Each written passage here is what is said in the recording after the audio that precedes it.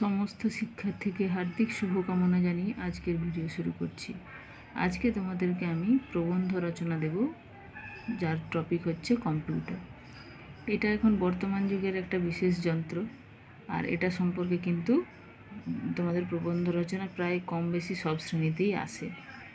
একদম প্রবন্ধ রচনা 7 থেকে শুরু হয়, একদম 12 পর্যন্ত থাকে।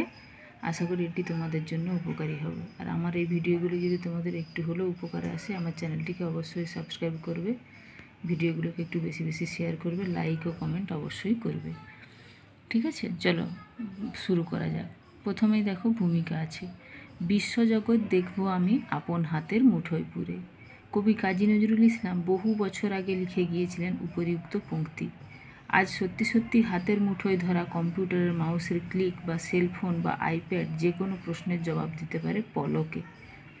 আগুন ও চাকার আবিষ্কারের মধ্য দিয়ে যে জয়যাত্রা বিজ্ঞানের সূচিত হয়েছিল, তা বিজ্ঞানের ক্রমোন্নতির ফলে ধাতুর ব্যবহার, বাষ্পশক্তি, বিদ্যুৎ শক্তির মধ্য দিয়ে প্রযুক্তিবিদ্যার নবসিংহদ্বার উন্মোচিত হয়েছে।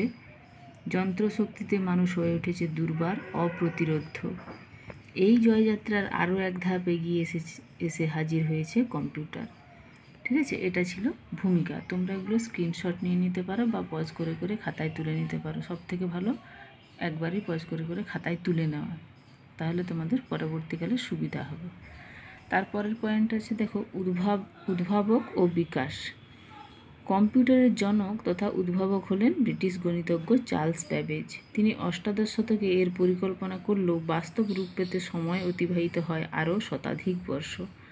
অনেকের মতে আবার চীনের অ্যাবাকাসই হল যন্ত্রগণকের আদিপুরুষ। তবে এটুকু বলা যায়, বহু বিজ্ঞানীর বহু সাধনার ফসল এই কম্পিউটার।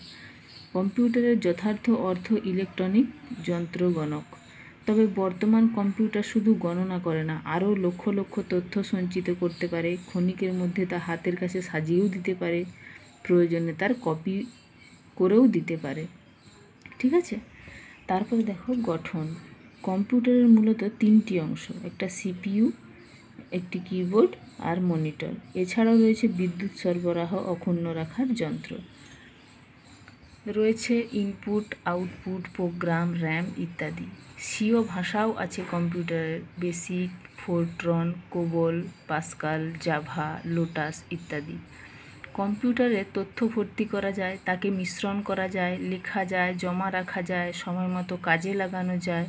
প্রয়োজনে হার্ড ডিস্কে সঞ্চয় করা যায় বা তাকে সরিয়ে অন্য স্থানে স্থানান্তরিতও করা যায়। আসলে কম্পিউটার যে ভাষা বোঝে তা হলো সংখ্যা।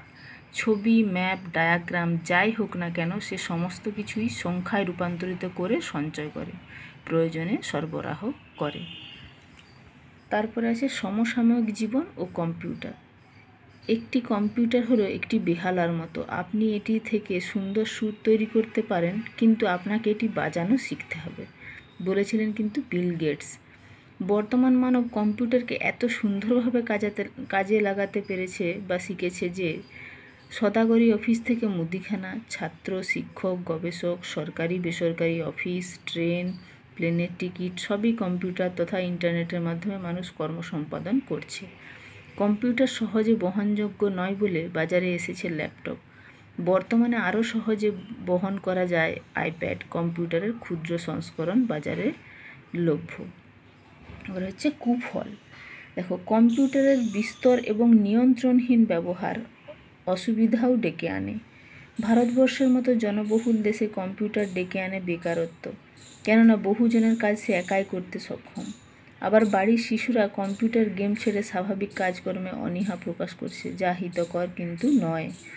আরও একটি অসুবিধা আছে, তা হলো এই যন্ত্রের বর্জ্য পদার্থ ধ্বংস করা যায় কীভাবে, করা যাবে সেটাও একটা চিন্তার কিন্তু বিষয়। এরপরে আছে দেখো উপসংহার। দেখো, বিজ্ঞানের অগ্রগতি থেমে থাকেনি। সমস্যা থাকলে সমাধানও ঠিক সময়ে বেরিয়ে আসবে। আপাতত বিজ্ঞান লক্ষ্মীর কৃপা দৃষ্টিকে কাজে লাগিয়ে আমরা বিশ্বজগৎকে মুঠোবন্দি করে জ্ঞান সঞ্চয়ের মাধ্যমে নিজেদের সমৃদ্ধ করি। তাহলে এই ছিল কম্পিউটার নামক প্রবন্ধ রচনা। আশা করি এটি তোমাদের কাজে লাগবে। ঠিক আছে, তোমাদেরকে আরও একবার অনেক অনেক শুভেচ্ছা জানিয়ে এই ভিডিও শেষ করছি। আর শেষে আরেকটা অনুরোধ করছি, আমার চ্যানেলটিকে পারলে সাবস্ক্রাইব করবে।